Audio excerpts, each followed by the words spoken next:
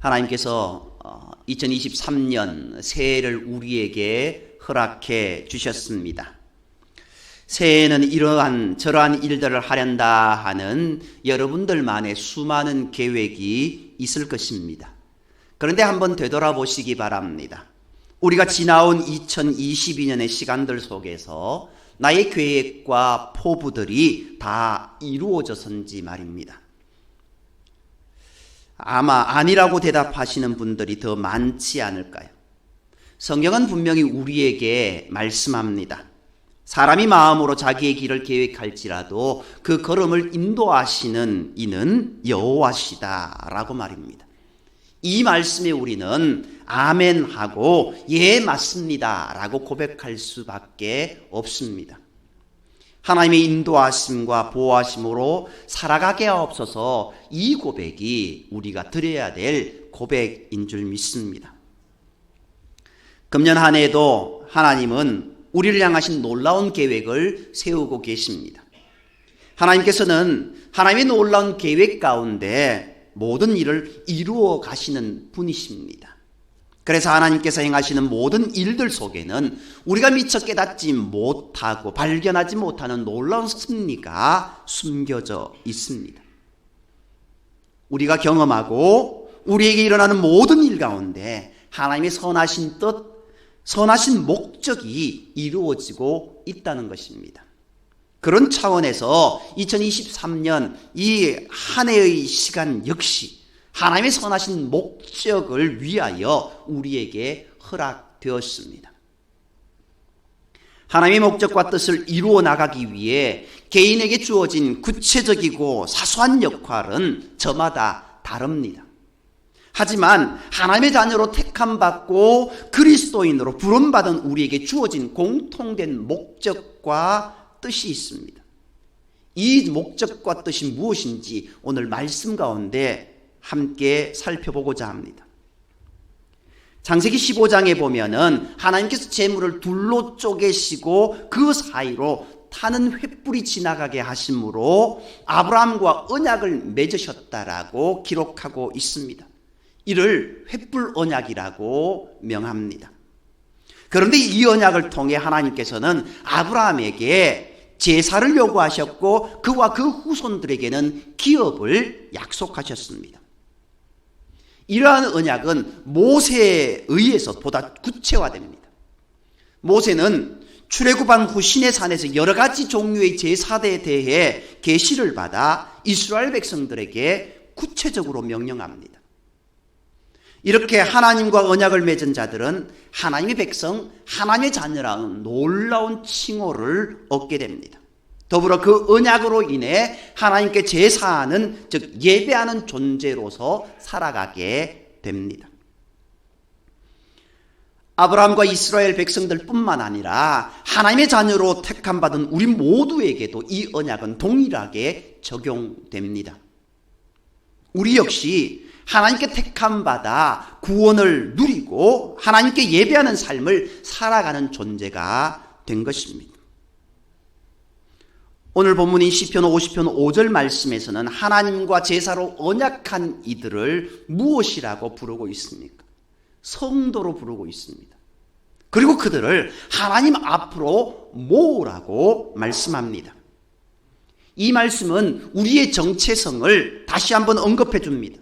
우리는 하나님과 언약을 맺은 존재이고 그 언약을 성실히 이행해야 할 그 존재인 것을 말씀하고 있는 겁니다. 그 언약을 이행하는 것은 하나님 앞으로 먼저 나아가는 것입니다. 끊임없이 하나님과 마주하고 교제하는 것, 하나님 앞에서 그분을 기뻐하는 것이 우리가 그 언약을 지켜 행하는 겁니다. 하나님께서는 우리에게 기업을 주시겠다고 약속하셨습니다. 즉 우리를 구속하여 기업을 얻게 하신다는 그 언약을 지키기 위해 하나밖에 없는 아들을 이 땅에 보내셨습니다. 그리고 그 아들을 십자가에 죽이시기까지 하셨습니다. 예수 그리스도께서는 우리를 위해 인간의 몸을 입고 이 땅에 오셨습니다. 십자가를 지시고 십자가에 죽으셨습니다. 이러한 고난의 길을 걸어가신 이유가 무엇인가? 바로 우리와의 언약을 지키기 위해서였다라는 겁니다. 사랑하는 성도 여러분, 우리 주 예수 그리스도께서는 우리와의 언약을 지키시기 위해서 성육신하시고 십자가에서 죽음까지 기꺼이 감당하셨습니다. 하나님은 우리와의 언약을 지키기 위해서 독생자 예수 그리스도를 우리를 위해 이 땅에 보내주셨습니다. 이제 우리 역시 하나님과의 언약을 지켜내기 위해 하나님께 예배하는 삶을 살아야 하지 않겠습니까? 우리에게 허락된 2023년의 삶이 하나님과의 언약을 지켜내는 삶, 곧 하나님을 예배하는 삶이 되기를 간절히 소망합니다. 그 언약을 지키기 위해 우리가 해야 할 모습, 어떤 모습입니까? 그것에 대해서 오늘 본문 로마서 12장 1절 말씀은 어떻게 기록하고 있습니까? 우리 12장 1절 함께 읽겠습니다. 12장 1절입니다. 그러므로 형제들아, 내가 하나님의 모든 자비하심으로 너희를 권하노니 너희 몸을 하나님이 기뻐하시는 거룩한 산 제물로 드리라. 이는 너희가 드릴 영적 예배니라. 아멘. 어떻게 해요? 너희 몸을 하나님이 기뻐하시는 거룩한 산 제물로 드리라 라고 말씀하고 있습니다. 여기서 몸으로 번역된 단어의 원형은요, 소마, 헬라어 소마입니다. 이것은요, 단순한 몸이 아니라 인간이라는 포괄적인 의미를 가집니다.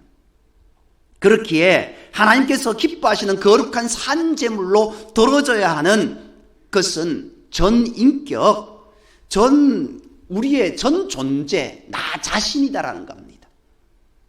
내가 사고하고 말하고 행동하는 모든 것, 곧 나의 삶이 하나님께 제물로서 드려져야 한다라는 겁니다. 예배라는 단어를 떠올려 보시기 바랍니다. 이때 주일에 한 번 행해지는 어떤 행위나 예배당에서 행해지는 어떤 활동에 국한된 이미지가 떠오른다면 이는 지극히 협소한 의미의 예배입니다.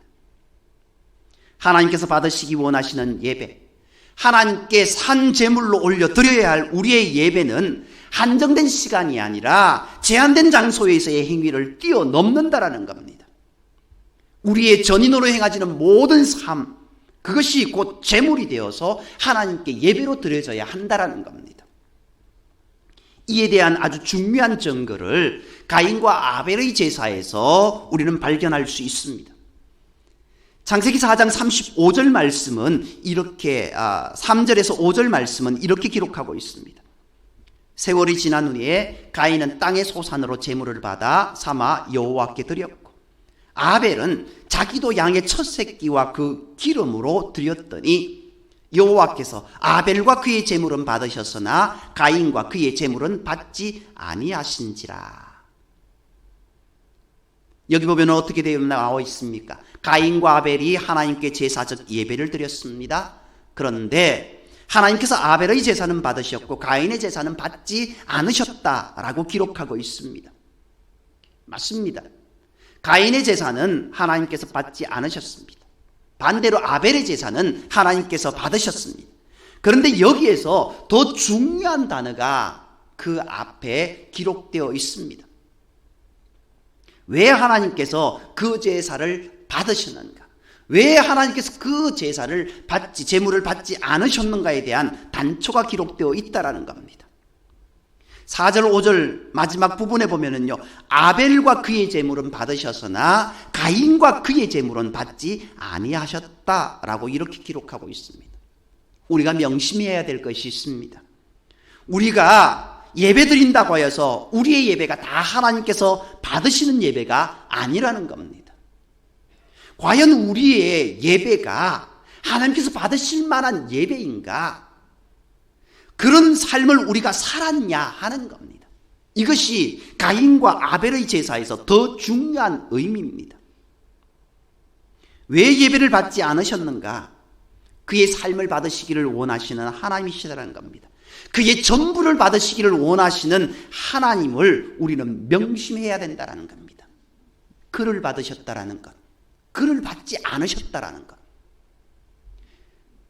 하나님은 내가 거룩하니 너희도 거룩하라고 분명히 말씀하셨습니다. 거룩한 존재가 하나님께 예배 드릴 때 그 예배는 받으시는 예배가 될 수 있습니다. 물론 인간은 거룩한 존재가 될 수 없습니다. 그렇게 우리는 예수 그리스도를 나의 구주로 모셔드리는 그 은혜를 힘입어 우리가 죄의 용서함을 받고 거룩한 존재가 될 수 있습니다. 그 믿음의 사람이 예배 드릴 때 하나님이 받으시는 예배가 될 수 있습니다. 그 믿음의 사람이 믿음의 삶을 살아가는 그 모습, 그것이 온전하여질 때 그 삶의 예배를 하나님이 받으신다라는 겁니다. 그것이 바로 그를 받으셨다라는 그 고백입니다. 삶이 예배의 삶이 되어야 한다라는 것을 우리는 명심해야 하는 겁니다. 예수님은 성육신 하시어서 이 땅에서 생활하실 때 자신이 실로 하나님이심을, 또한 하나님께서 보내신 그리스도이심을 모든 삶을 통해서 나타내셨습니다. 복음서에 기록된 뛰어난 가르침이나 놀라운 기적 때문만이 아닙니다. 사람들을 대하는 예수님의 사랑의 태도, 아픈 이들을 마주하는 예수님의 공감 능력, 심지어 홀로 있는 순간조차 성실하고 진실하게 정직하게 사셨던 예수님의 삶이 그분이 하나님의 본체이며 그리스도이심을 증명하는 순간이었습니다. 이러한 예수님을 믿고 따르는 우리 역시 우리의 삶의 모든 순간이 예배하는 삶을 살아야 하지 않겠습니까? 사랑하는 성도 여러분, 하나님께서는 2023년 한 해 우리의 모든 삶의 순간이 하나님을 예배하는 시간이 되기를 원하십니다. 나의 삶의 모든 순간이 예배임을 자각한다면 우리의 말 한마디, 우리의 몸짓 하나가 절제되고 정제되어 아름다운 제물로 하나님께 드려지게 해야 될 것입니다. 모든 순간이 예배의 삶이 되기를 소망합니다. 그 삶을 하나님께서 받으신다라는 겁니다. 로마서 12장 1절은 우리의 모든 삶이 곧 예배가 되어야 됨을 말씀하시며 이것이 곧 영적 예배라고 말씀하고 있습니다. 여기서 영적이라고 번역된 단어는 헬라어로 록키텐이라고 합니다. 그 원형은 합리적이고 영적이라는 의미의 로기코스라고 하는 단어입니다. 여기서 합리적이라는 것은요, 세상적인 관점에서의 지혜나 이치만을 의미하지 않습니다. 하나님께서 지으신 다른 피조물과는 구별되는 하나님의 형상인 사람으로서 합당한 삶을 살아가는 것을 의미합니다. 로기코스는 베드로전서 2장 2절에 갓난 아기들같이 순전하고 신령한 젖을 사모하라는 말씀에서도 사용됩니다. 또 모든 악독과 모든 기만과 외식과 시기와 모든 비방하는 말을 버리라고 하는 그 말에도 사용되었습니다. 결국 하나님께서 주시는 모든 것, 오직 하나님께 주시는 신령한 것으로 양식을 삼으라는 겁니다.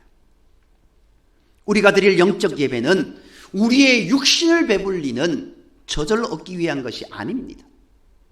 우리가 하나님을 예배하는 것은 이 땅에서의 성공, 풍요를 누리고 다른 사람 위에 군림하기 위해서가 아닙니다. 우리는 야생의 동물들과 같이 그저 자신의 생존과 안위를 위해서 살아가는 것이 아니라 하나님의 형상으로 지음받은 사람으로서 그에 합당하게 살아가야 한다는 겁니다. 오랫동안 한국교회는 예수님을 믿으면 복받는다는 구호를 외치며 성장해 왔습니다. 교회가 성장하고 성도들이 세상에서 권력을 얻고 부자가 되는 것이 하나님께 주신 복이라고 여겨왔습니다. 3박자 축복, 5박자 축복 맞습니다.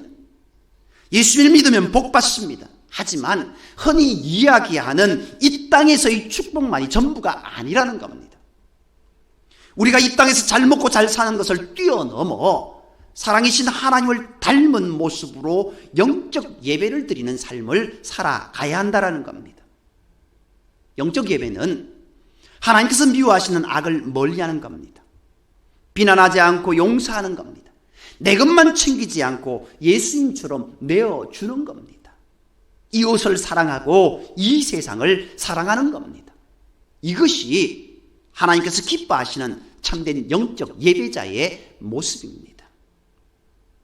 이러한 우리의 모습이 이 땅에 새로운 예배자들을 세우는 복음의 통로가 된다라는 것 우리는 명심해야 됩니다. 나태주 시인은 잠들기 전 기도라는 시에서 하나님 오늘도 하루 잘 살고 죽습니다. 내일 아침 잊지 말고 깨워 주십시오라고 노래합니다. 오늘의 삶을 마치고 잠드는 우리, 오늘을 살고 우리는 죽었습니다. 그리고 새로운 아침에 다시 눈을 뜨는 것은 하나님께서 깨워주시기 때문입니다. 하나님께서 새로운 하루를 허락해 주셨기에 다시금 하루를 살아낼 기회를 얻은 겁니다. 하나님께서 새로운 새해를 열어주셨기에 한 해를 살아갈 수 있는 은혜를 허락해 주셨다라는 겁니다.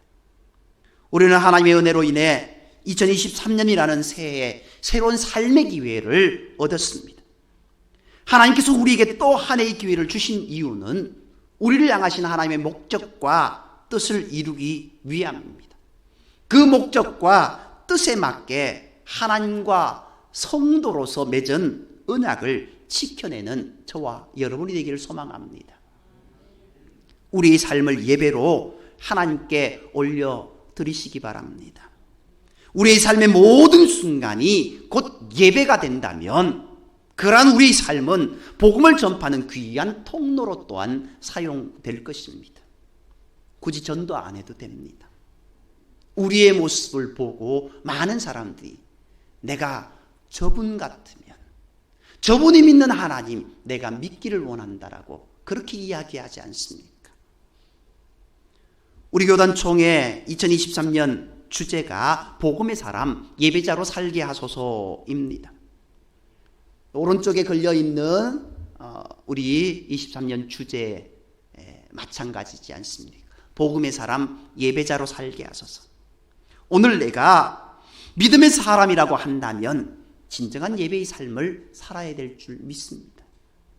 단순히 예배만 드리는 1시간 끝나는 이 손데이 크리스찬이 아니라 매일매일 주님을 찬양하며 주님께 영광 돌리며 믿음의 사람의 향기를 바라는 에브리데이 크리스찬이 되어야 될 줄 믿습니다. 하나님께서 허락하신 2023년의 모든 순간들이 우리를 향한 하나님의 목적과 선한 뜻을 이루어 나가는 시간이 되기를 간절히 소망합니다. 그래요, 주님이 우리에게 주시고자 하시는 은혜를 온전히 누리며 주님의 평강과 기쁨으로 복된 이 한 해를 살아가는 저와 여러분의 삶이 되기를 주님의 이름으로 축복합니다. 기도드리겠습니다. 사랑관의 하나님, 복된 한날을 열어주시고 복된 새해를 또 열어주심에 감사합니다. 우리를 깨워주셔서 너 이제 일할 시간이야, 너 이제 또 기쁘게 살아갈 시간이야, 너 이제 어찌 보니 힘겹지만 나와 함께 걸어갈 시간이야 라고 말씀하시면서 우리를 깨워주신 하나님, 이 한 해 주님 손 꼭 붙잡고 주님을 향한 믿음의 삶을 살아갈 수 있는 우리의 삶이 되게 인도하여 주옵소서. 매일 매 순간 하나님이 미워하시는 것은 멀리 던져버릴 수 있는 은혜를 허락하시고, 하나님이 기뻐하시는 것이 무엇인지, 하나님이 우리를 통해서 뜻하시는 것이 무엇인지, 우리를 통해서 행하시고자 하시는 것이 무엇인지 우리가 바로 깨달아 하나님의 일꾼으로, 하나님의 증인으로, 하나님이 주시는 은혜의 사람으로 살아갈 수 있는 복된 이 한 해 우리의 남겨진 시간들이 되게 인도하시기를 원하오며 모든 말씀을 사랑하시는 예수님의 이름으로 감사하며 기도드립니다. 아멘.